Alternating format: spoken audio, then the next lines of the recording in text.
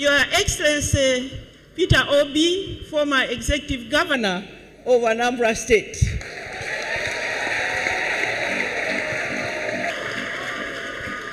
I don't even need to say, I've just gotten information that just my photo with him is trending in Malawi like crazy.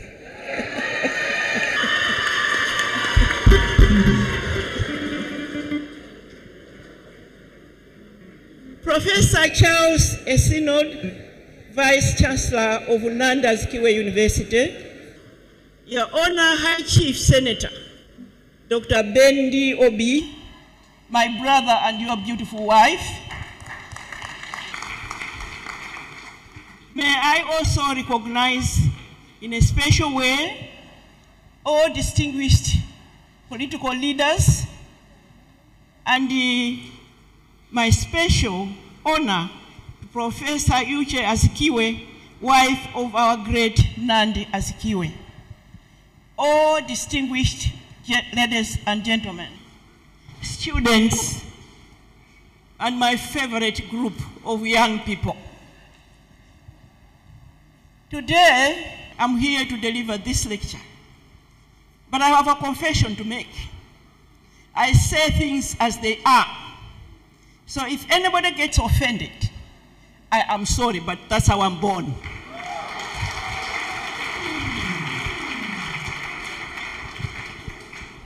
People have articulated the great Azikiwe's story, where he was born and so on, his story. I will skip that and talk about this great man as Africa knows him and what I think he stands for. Distinguished ladies and gentlemen, I'm in the habit of getting to a place for the first time and finding what I can learn from that country. During the elections of this country, I was privileged to be requested by America to lead the observer team of NDI and IRI. I don't know why, but they just felt this African woman will lead this observer team. While I was here, Arise Broadcasting Channel asked to interview me. And one thing I learned for the first time in Nigeria, the question that came from the anchor was, what about vote buying in Malawi? And I said, what is that? Because, distinguished ladies and gentlemen, I had never heard about vote buying in my life. Where I come from, the last elections of 2020, the sitting president used the TPEX to change figures. Our award-winning judiciary nullified the elections.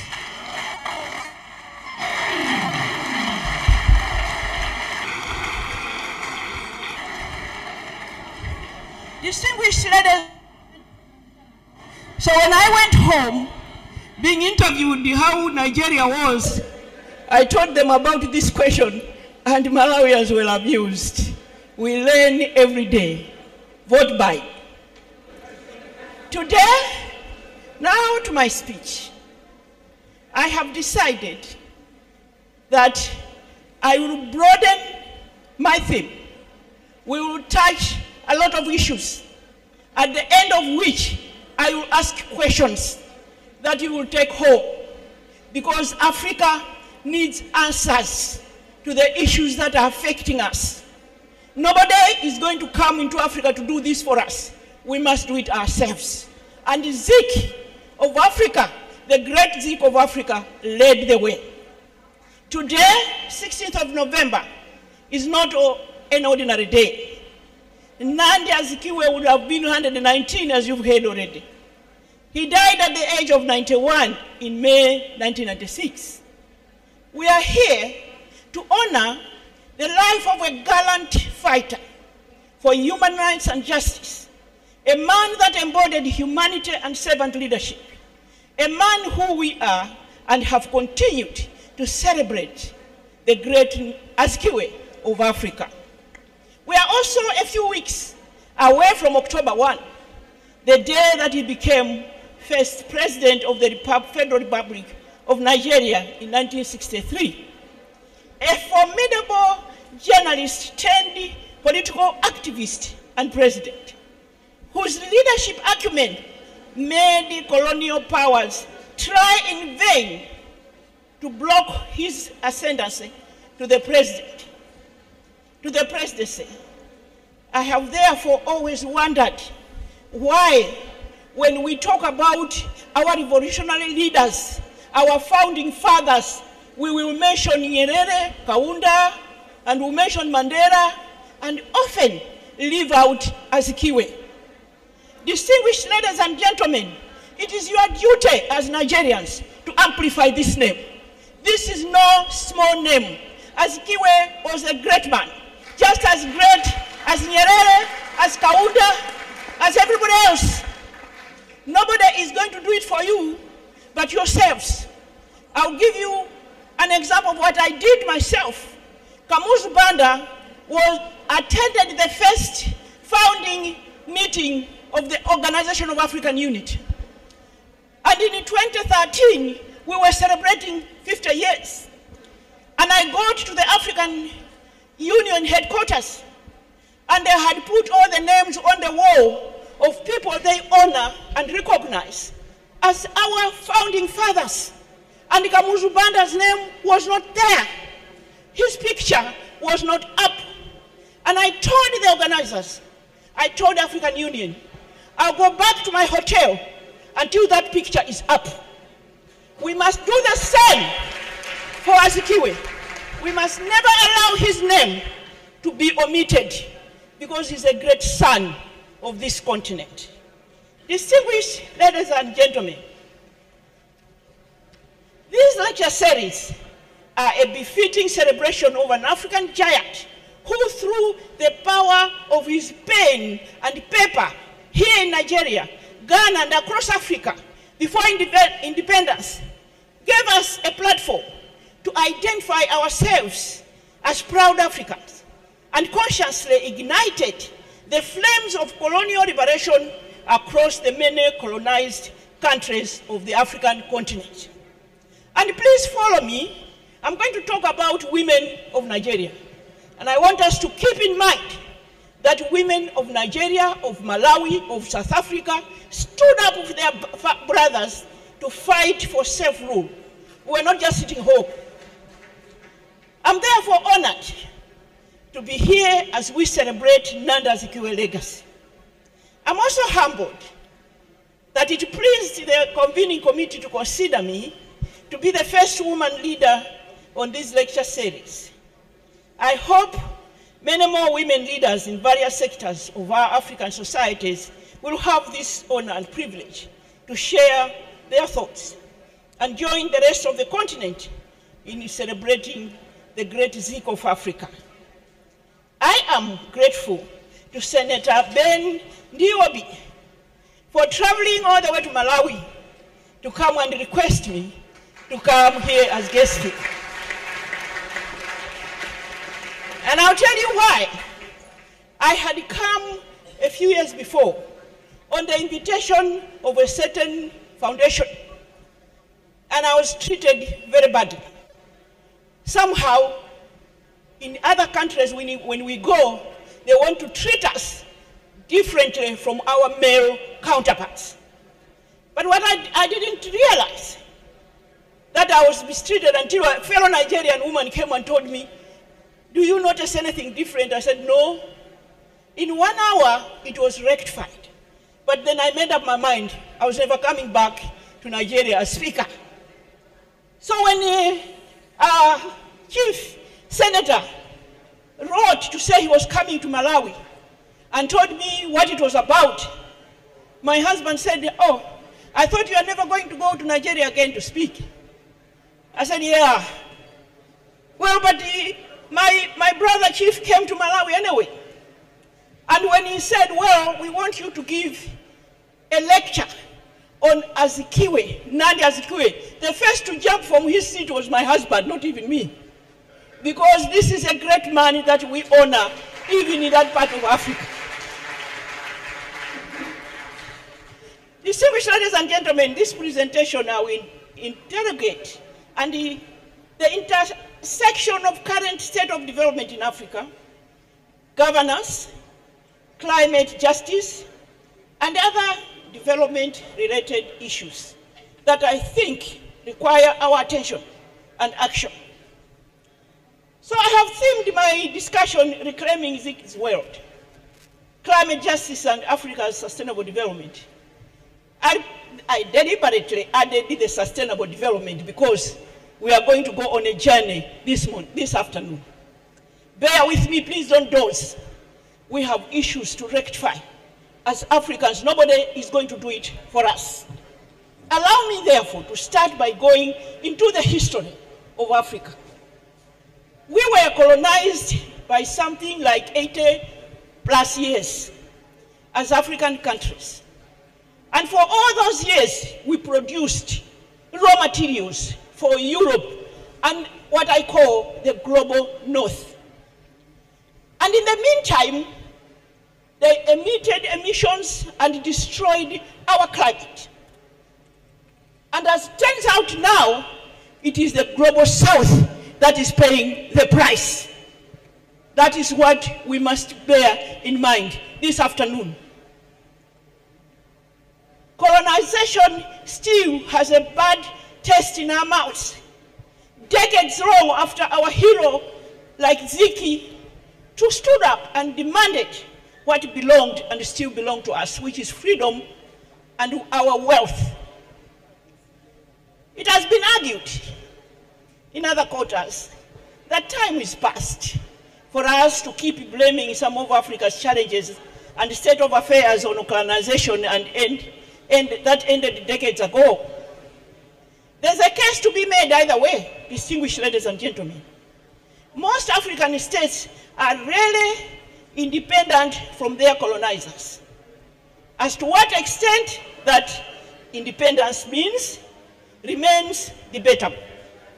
We have seen some former colonial powers continue to control how we should lead our lives and in the process cause economic and political instability. You have heard of the Pact for the Continuation of Colonization applied in some West African countries by the French government, through which they are bonded to colonial power, including control of their hard-earned reserves. In 1947, the pact, this 1947 pact has just been renewed 2 years ago to further enhance the colonial masters' hold and control of those countries. Can we therefore say the whole Africa is free? Distinguished ladies and gentlemen, this pact was designed to help France maintain control over its colonies.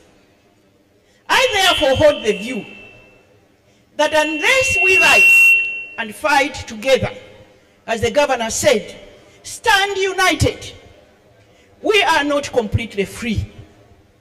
These are facts that one cannot wish away. Isn't it a fact as well that when colonizers left, starting with Ghana 1957, they left broken education systems, broken health systems, agricultural systems that were in tatters, that we had to start from scratch with zero resources.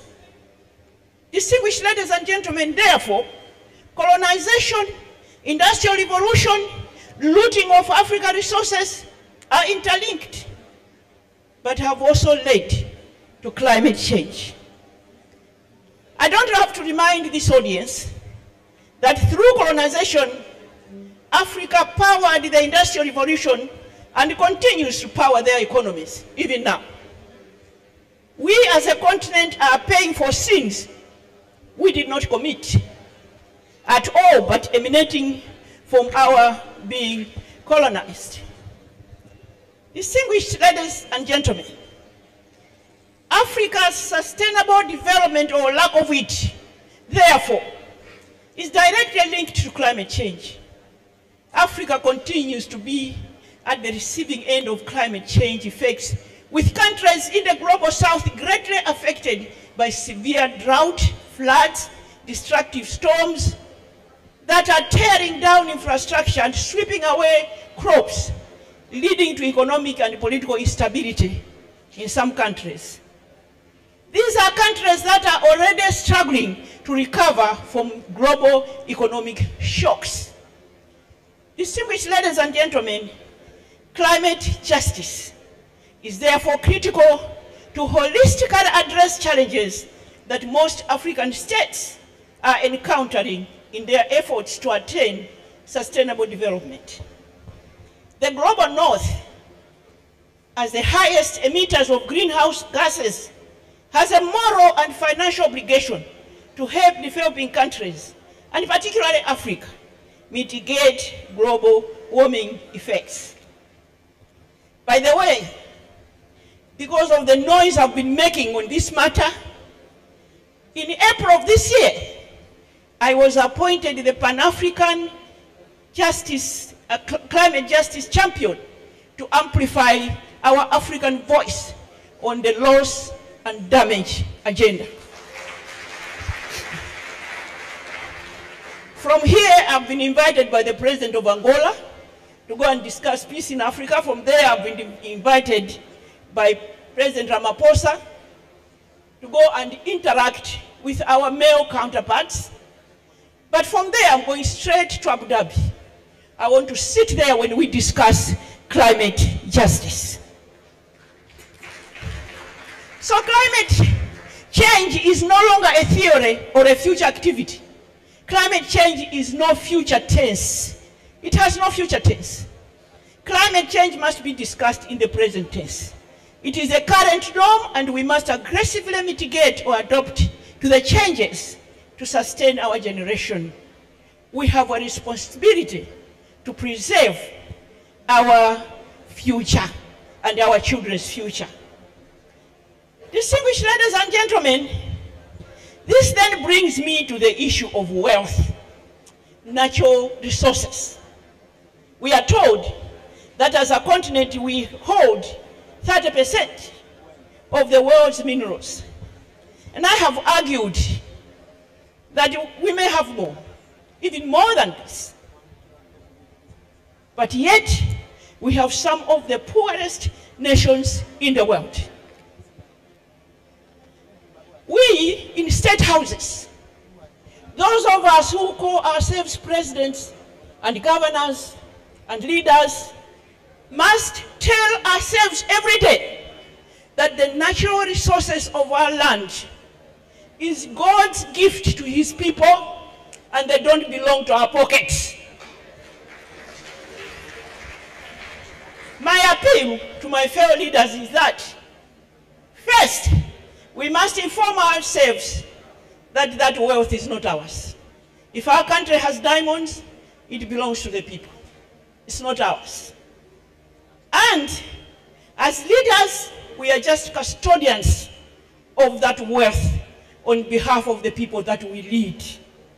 Distinguished ladies and gentlemen, this is a famous quote everywhere in the world that Joyce Banda of Malawi once said, "Leadership is a love affair. You must fall in love with the people yourself, and the people must fall in love with you." If that is inculcated in your mind, if it sinks, you will not touch a single diamond that belongs to the people. We also have timber, we have fertilizer, we have fertile agricultural land, and lots of thermal and solar power. We as a continent are therefore not poor. I have dreamt of a day when such resources shall be used to uplift people's lives, providing them with clean water, easy access to health facilities, and education for their children. I still have that dream, that we shall bring meaning to our political independence. I also look forward to the day when African leaders shall learn to protect this wealth on behalf of their people, just like Botswana. I think I've seen a lady from Botswana here. In Botswana, when you get into that country, you don't even see a single diamond anywhere. It is highly protected. But you can hear every day that Botswana is one of the richest countries on the continent. They have the highest reserves. And I pay tribute to Botswana's founding father, Seretse Khama, who, when they discovered the diamonds, he made sure there are measures put in place that it shall not be easily accessible. And this sitting president now, I'm told he has said, no export of our raw diamonds, but also investors that want to come and invest in mining in our country, 50-50. You are not going to exploit Africa all the way from wherever. You are going to come and it is going to be 50-50 with the people of Botswana. So when somebody in Botswana gets land, he will go to the government to get a tractor. And then he will go and farm. And he will go back to government to get seeds and fertilizers free. And you send his child from standard 1 all the way to university free. That is what I'm talking about. When a country is rich, the wealth belongs to the people, and leaders must ensure that people are enjoying that wealth. I have always imagined that if Azikiwe, Dr. Nandi Azikiwe had been alive, this is the kind of leader we were going to have. Unfortunately, his tenure was cut short. And me as a politician, I do understand, oh my God, you don't know what we do to each other in politics. But I wish he had been given enough time, because he had laid the foundation for the prosperity and unity of this country called Nigeria. It is pleasing to note that African countries like Zimbabwe and Ghana now have taken the resolute measures to impose strong regulatory measures on exploitation and exportation of their precious minerals. As a continent, we must be vigilant and stop these odd and late-night flights that land in forest airstrips and fly out with our precious stones to unknown destinations. I don't know if you know this, but there are some countries on the continent, when you fly, you see strips, airstrips, and they will come and land at night and load. Nobody knows whether with the knowledge of the leaders, but they are able to land, load, and leave the country. Here in West Africa, one country has demonstrated that if you change that narrative, if you take control of your minerals, you can become one of the fastest growing economies in the world. So, this should be inspiration for us. This should encourage us. We are a rich continent. We are a huge continent with abundant arable land. That's why sometimes I laugh when I see the map of Africa against the world. They squeeze it so that it looks small. I don't know why they're aiming at us. They must be thinking we have no brain. But we have a continent where America, Europe, and India can go in all at once. Distinguished ladies and gentlemen, it is heartbreaking that in spite of this wealth, Africa continues to lose her resources through illicit financial flows. The African Union in 2012 commissioned a survey under President Mbeki. It is called the Mbeki Report, where they had to look at how our money is moving from one place to another. It breaks my heart that African leaders are called corrupt. But then when our resources leave at night by planes or through this report, they are not, those minerals are not going back to Africa. So this is a situation where we all must take responsibility. Distinguished ladies and gentlemen, The Mbeki report identified that multinational corporations are the biggest culprit of illicit outflows, followed by organized crime. That's why we have to be vigilant. We have unfortunately weak governance capacity in most of our countries, and this has created a favorable environment for illegal business to thrive, the panel added. Distinguished ladies and gentlemen, this raises some questions on my mind. One, why is it that our African leaders, we African leaders, are not raising our voices on this malpractice and call for immediate action by the African Union to protect our African wealth, natural resources that are also key in the implementation of our own governing agenda? Number two, and this baffles me even more, these illicit outflows from Africa are domiciled in the West and some tax havens.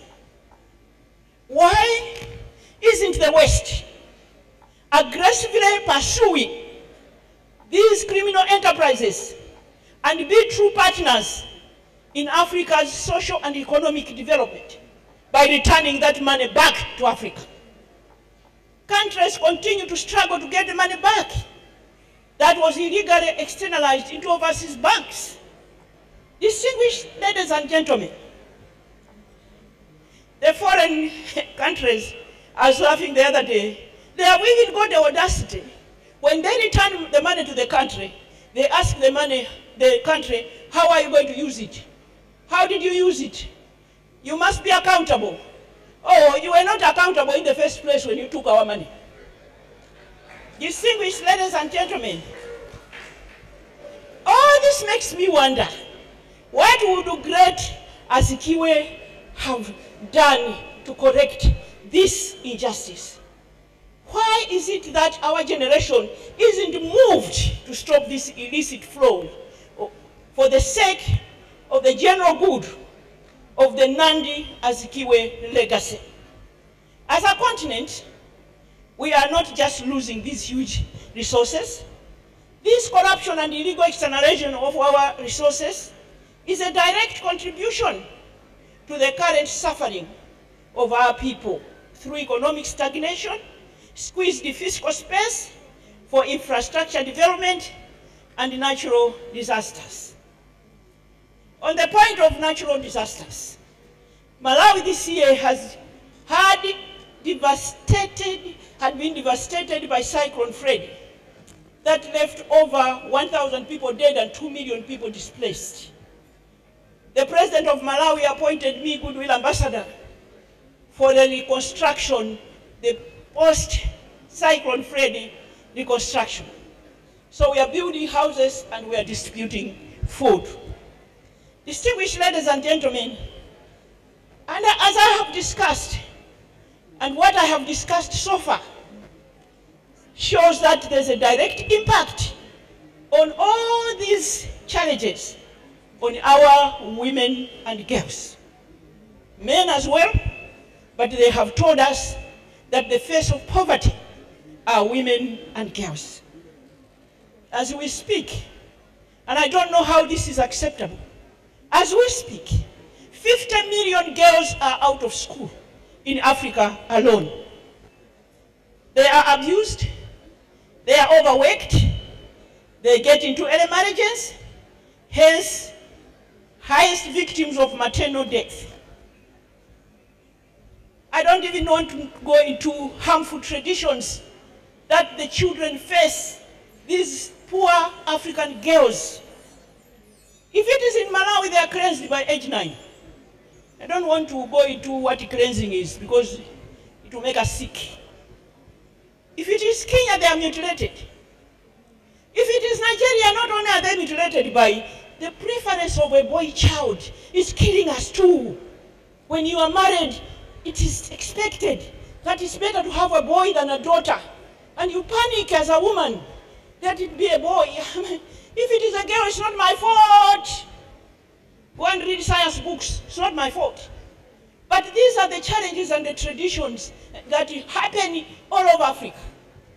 If it is in Ghana, then maybe it is Trokosh.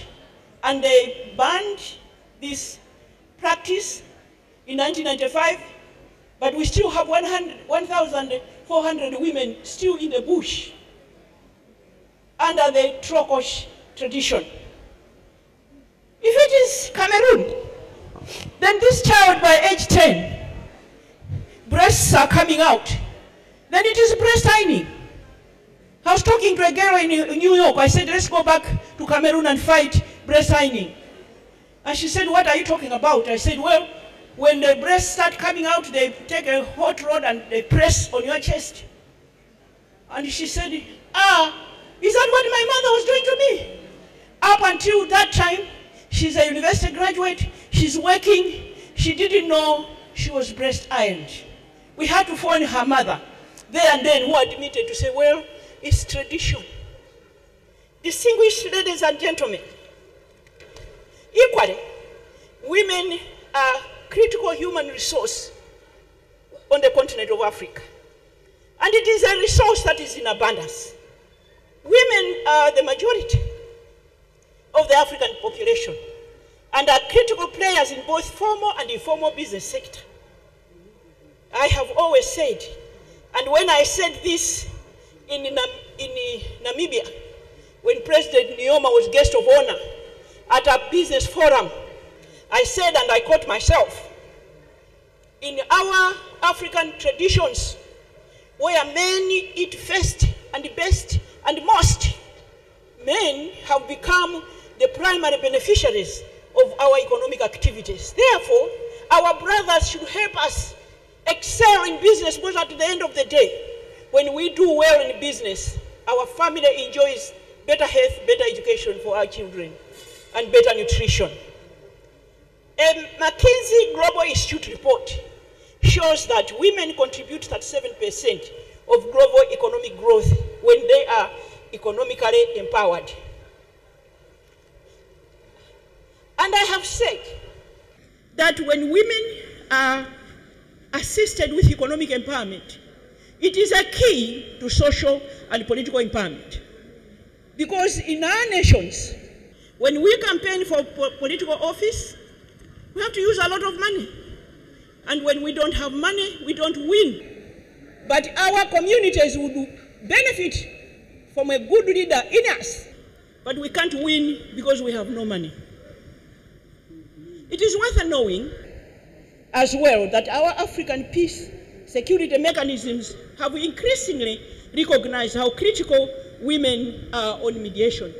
So we are demanding that we should sit in those committees and participate in mediation and peacemaking. It is, however, disheartening, distinguished ladies and gentlemen, that these women, these girls, are being exploited by peacekeepers, UN peacekeepers. The reports are there from DRC. Now we are getting reports from Haiti as well. So we have evidence that our women should be protected. In spite of all these challenges, women continue to excel. I'm proud to be associated with the historical fact that Africa has more women leaders, presidents, than America itself. I was honored at the UN, at the embassy of the African Union 6 years ago.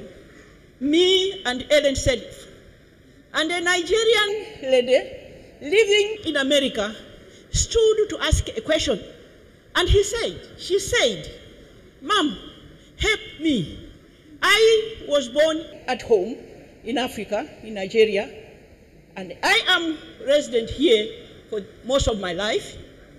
I go back and forth, and I ask my fellow women in Africa to say, let's rise Let's fight. Let's raise our voices. Let's demand that we should have equal presentation.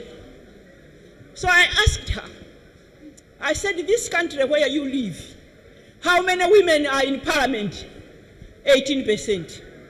Have you yet achieved in 200 years equal pay for equal work? Not yet. How many vice presidents have you had? None. How many presidents that are women have been to your state house? Nobody. I said, then what makes this place better than Africa? You should be proud of your Africa, because Africa has produced 6 female presidents.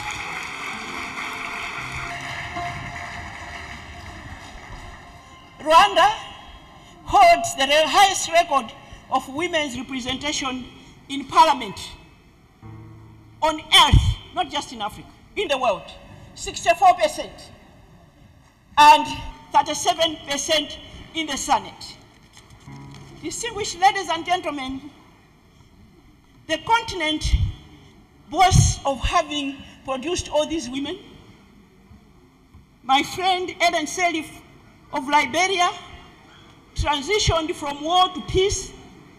We make better leaders. We take risks. We fight corruption. It fights us back, because when you decide, I'm going to arrest you thieves, they'll fight you back. They don't just, they're not playing, they have resources to do it. You have to decide as a female leader, do I want to stand for truth or not?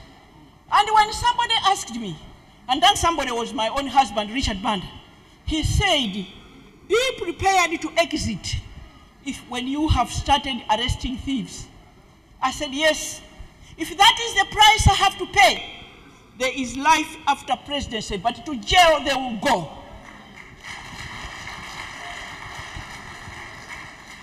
And as I'm talking to you now, some are still in jail. My husband told me he's one of the finest lawyers Malawi has produced. He has been Chief Justice of Malawi and Swaziland. I don't know how many people have done that. He told me that when you're standing for the truth, be resilient and be persistent, because nothing will happen to you, especially with a country with an independent judiciary like Malawi. Distinguished ladies and gentlemen, as I conclude, I wanted to ask a few questions, because then I have got this speech that will be given out, but I thought in the interest of time, I should just say the following. Meanwhile, the representation of women in Nigerian politics has been going down since 2011. This is a country of great women, great men, great achievers. You are leading in sport, in music, in everything. The African women from Nigeria are leading WTO, United Nations. In fact, I was saying in another speech somewhere, one day we shall have a prime minister in London from Nigeria. It can happen. So the question that bothers me is, why is the same not happening in Parliament? These last elections I came and I watched my fellow women cry, trying so hard. As it turned out, what they had sent me to come and discuss with President Buhari a year and a half ago was 6%. And President Buhari said, Madam Joyce Banda, we will take the bill to Parliament. And our distinguished president did just that. And the bill ended up in Parliament, and it was thrown out. So what do? As long as women are sitting out of that August House, who is looking at issues that affect women and children? I am so proud to be saying this here, because I have my distinguished brothers here that can help us change that narrative. I have been asked, are you a feminist? And I've said, yes, but I'm an African feminist. I don't fight men. I'm never rude to them. I don't confront, I engage them. Because our brothers,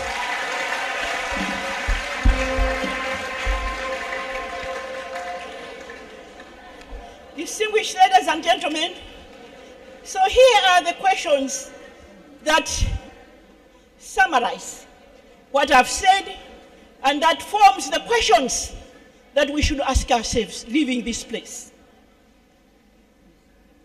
I would like to ask that the global south messed up our climate, and they don't deny it. They have admitted. When some billionaire drives to your house, breaks your gate, admits that yes, I broke your gate, and you ask that person to fix the gate, is it wrong? They came, they colonized us, they messed up our climate, they must pay for it. The question is that too much to ask? Number two, we are not going to play the blame game. They must just come forward, and we have tried it in Malawi, engaging them nicely, naming and shaming, and they come. And we are implementing projects at grassroots. Number two, girls. Is it okay, distinguished ladies and gentlemen, that 50 million girls are not in school? When you go to Lagos in the city, you drive around, they are carrying mangoes and papayas and what selling in town. Their brothers are in school. Where is the mother? Why are our children not in school? Distinguished ladies and gentlemen, all those traditional harmful practices, it is us, women, when we stand together, that can eliminate them. As for women, we are not asking for anything new. African women have been leaders on this continent, even before colonization. Sometimes when you research, they say the reason why we slowed is because those who colonized us didn't know what to do with us, because in their structures they had no women. But we were already leaders. So all we are saying, we are back. Can you please space be created at the table for us to participate? Distinguished ladies and gentlemen, can I ask my brothers and sisters, particularly my brothers, to take note? Next time I come, I'll ask my governor, how many women have you taken on board? It's just a simple, innocent question. He will not even be angry with me, because he's my brother. The most painful issue with me today is about the youth. I have helplessly sat and watched our young people run from one country to another looking for opportunities. Because where they come from, there are no opportunities. So they end up in South Africa, and South Africans end up in Morocco, and Malawians end up in South Africa, and they're subjected to xenophobic instances. They are killed, they are beaten. They are even dying swimming to Europe on the Mediterranean Sea. So this is a call on my fellow leaders to say we are obliged to create opportunities for our young people. They have been raising their voices for a long time. We are not listening. And if we are not listening, you know what will happen? While we are comfortably sitting in the State House, another leader will emerge for the marketplace. We shall not even know what beat us, because they are not playing. Distinguished ladies and gentlemen, leaders, we have agreed the wealth in our countries is not ours. So if it is Nigeria, Botswana, Malawi now, it has the largest deposits of rutile. When we get that out, it doesn't belong to any leader, it belongs to the people. Our own citizens must feel that they are rich and from a rich country. Illicit movements of our wealth out of Africa can be stopped, and the African Union and ECOWAS must get involved in this matter. And the countries are running to us for help to resolve the pact for the continuation of colonization, and instead of helping them, we are condemning them. It won't help. It's counterproductive. Distinguished ladies and gentlemen, what these countries in West Africa need is support, not condemnation. Our institutions should be in place and take action as soon as possible. Now, President Tshisekedi of DRC has announced that I don't want peacekeepers in my country. So all of us were surprised. But there are so many that are saying the same. As it turns out, on the 4th of November, a drone was caught in the bush. A UN drone with its logo full of gold and guns. So he was vindicated. What I want to say is to ask the UN to investigate all these reports, because African countries need to know. We have always complained of our president's leaders being corrupt. Now there's a whole crop of leaders who are saying enough is enough. We shall fight corruption. We shall fight abuses. The best African Union and ECOWAS and the SADC can do is to listen and do something about the situation. I would like to end by saying, may the spirit of Dr. Nandi Azikiwe, may his vision continue to propel us to make Nigeria and Africa a great place for our children. Thank you. May God bless you. Standing ovation.